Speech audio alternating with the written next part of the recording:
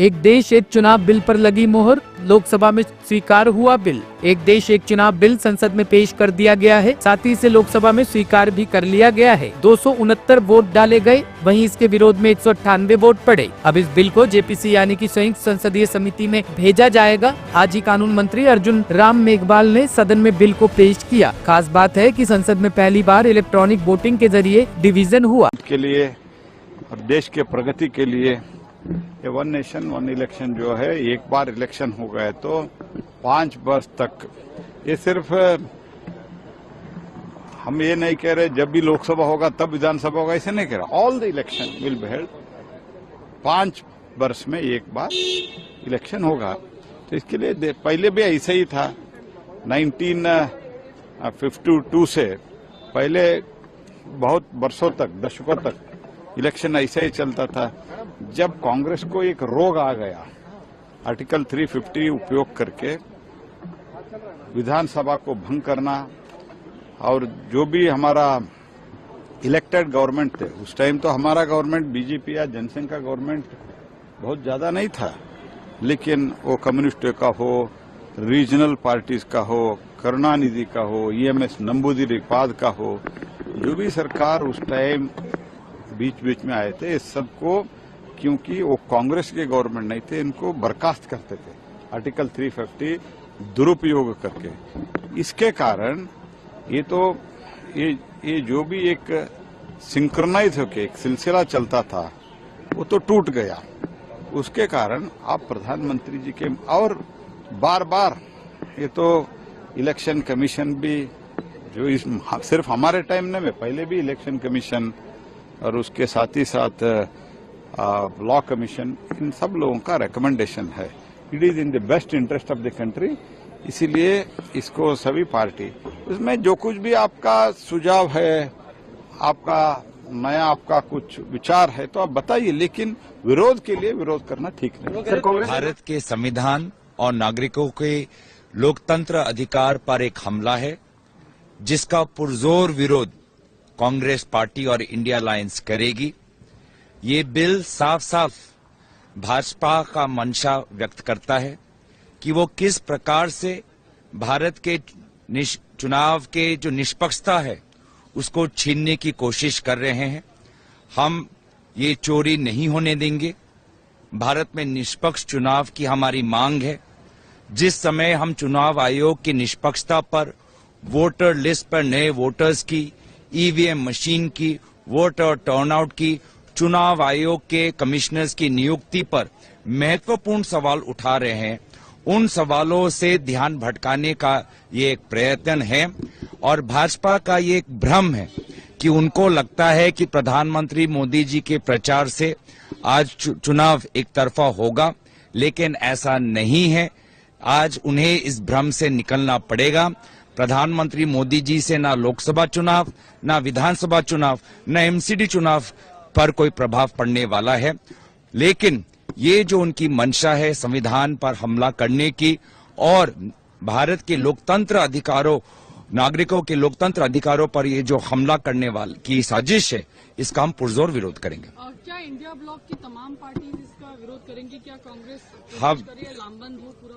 देखिए, हम अपने तरफ से हमने अपना आज जो इंट्रोडक्शन हो रहा है उसके लिए हमने इंट्रोडक्शन का विरोध हमने कहा है।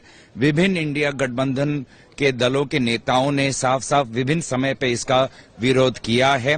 मैं दोबारा कहना चाहूंगा कि ये भारत के संविधान और नागरिकों के लोकतांत्रिक अधिकारों पर एक हमला है और कांग्रेस पार्टी और इंडिया अलायंस इसका पुरजोर विरोध करेगी। धन्यवाद। दिल्ली विश्वविद्यालय में जबरदस्त हंगामा, पुलिस और लॉ के छात्रों के बीच झड़प। दिल्ली यूनिवर्सिटी की लॉ फैकल्टी के छात्र परीक्षा की तारीख 10 जनवरी तक आगे बढ़ाने की मांग को लेकर प्रदर्शन कर रहे हैं। छात्रों का कहना है कि इतने कम समय में परीक्षा की तैयारियां संभव नहीं है। छात्रों ने डीन के प्रस्ताव को खारिज कर रात के वक्त प्रदर्शन शुरू कर दिया। हालांकि डीन का कहना है कि कमेटी बनाकर इस मसले को निपटाया जाएगा। फैकल्टी कुछ नहीं कहती है, सारे के सारे जवाब वेग हैं, किसी भी दिशा में वो नहीं लेके जाते। हमें जवाब नहीं मिल रहा, हमें न्याय नहीं मिल रहा। हम विधि के छात्र हैं, हम लॉ के छात्र हैं, and law is a profession which is very precise, पर हमें प्रिसाइज जवाब नहीं दिया जा रहा। जो हमें पढ़ाई कराई जाती है और जो हमें सिखाया जाता है, जो लॉ है, जिस बेसिस पे एक लोकतंत्र देश चलता है वही हमें जवाब में नहीं दिया जा रहा। लॉ फैकल्टी है यहाँ पे, आज सुबह से प्रोटेस्ट था। स्टूडेंट्स की कुछ डिमांड्स थी कि एग्जामिनेशन की डेट्स को एक्सटेंड किया जाए और इनको और भी ग्रीवांसेस थे, उसको लेके मॉर्निंग से इनका प्रोटेस्ट था जो चल रहा था। उसके बाद हम लोगों को डीयू एडमिनिस्ट्रेशन और प्रॉक्टर और लॉ फैकल्टी डीन है उनकी तरफ से रिक्वेस्ट आई, राइटिंग उन्होंने रिक्वेस्ट दी कि उन लोगों को वहाँ से निकाला जाए, वो लोगों को वहाँ से जाने नहीं दिया जा रहा। और बहुत समय हो गया था, रात को 11-12 भी बज गए थे। तो प्रॉक्टर मैडम ने जब उनको फोर्स रिक्वेजिशन की कि आप आइए अंदर और हम लोगों को यहाँ से बाहर निकालिए, उसके बाद हम लोग अंदर गए और एक कॉरिडोर बना के जो डीन थी यहाँ की लॉ फैकल्टी की, उनको और उनके साथ जो एक और स्टाफ था उनको यहाँ से निकाला गया, उनको यहाँ से भेजा गया।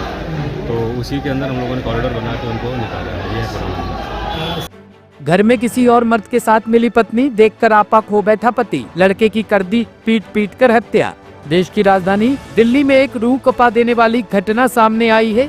पुलिस ने बताया कि दिल्ली के शास्त्री पार्क इलाके में 21 साल के लड़के की पीट कर हत्या कर दी गई, क्योंकि वो मृतक किसी और शख्स की पत्नी के साथ घर में पकड़ा गया था। कल हमें इन्फॉर्मेशन मिली करीबन 9 बजे सुबह कि ये ऋतिक वर्मा जेपीसी हॉस्पिटल में दाखिल हुआ है इंजर्ड में। तो इसकी हालत थोड़ी सी खराब थी और फिर इसको जीटीबी हॉस्पिटल रेफर कर दिया गया। इसमें जो है शास्त्री पार्क एरिया में कल जो है ये जो हमारे जो अक्यूज्ड हैं मजद, ये पहुंचे अपने घर। तो इन्होंने ऋतिक वर्मा को और अपनी वाइफ को एक साथ देखा, तो उससे उनको काफी उनको गुस्सा लगा। इनसे पहले भी इनके कुछ इश्यूज चल रहे थे। तो उसके बाद ये मारपीट उन्होंने की है। इसमें उसके साथ 3 आदमी और थे मारपीट करने में, और इसमें हमें मजद को और उसके एक साथी को अरेस्ट कर लिया है। बाकी 2 अभी अरेस्ट करने हैं। सर ऐसे कुछ इशू थे कि क्या इशू अगर कुछ पता चला हो या पुलिस तक कभी कोई बात आई हो? सर नहीं, फाइनेंशियल इश्यूज नहीं, ये बेसिकली हस्बैंड जो है मजद, इसको शक था कि इनकी वाइफ जो है ऋतिक से कुछ रिलेशन में है। तो जैसे ही उसने कल देखा तो उसका जो है वो उसको गुस्सा हुआ होगा और इसके बाद ये घटना हुई। सर प्लेस ऑफ क्राइम क्या है सर, मतलब जहाँ पे इसको? ये इसी का घर है जहाँ पे मजद का घर है। ये बाहर अपना शॉपिंग करने आया हुआ था बच्चों के साथ, तो वापस आया तो फिर अपने घर में ही ये किस्सा कहानी हुई है। प्रोफाइल क्या होगा सर जो एक्यूज और विक्टिम जो दोनों हैं? मजद तो अपना एक थैला सिलने का काम करता है और ऋतिक जो है वो कुछ गाड़ी वाड़ी।